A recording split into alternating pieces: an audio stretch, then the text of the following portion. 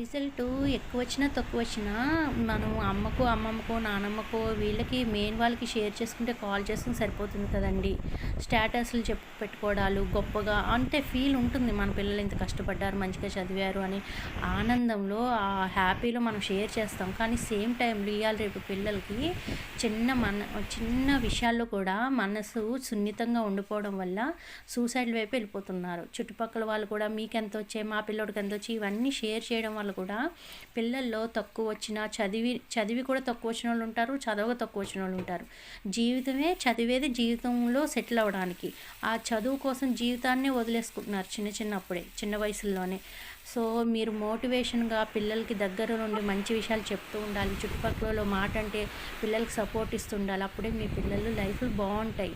ఈ రిజల్ట్‌ల వల్ల వాళ్ళ లైఫ్‌లు పాడు చేసుకోకుండా జాగ్రత్తగా చూసుకోండి. కరెక్టే చెప్పానా?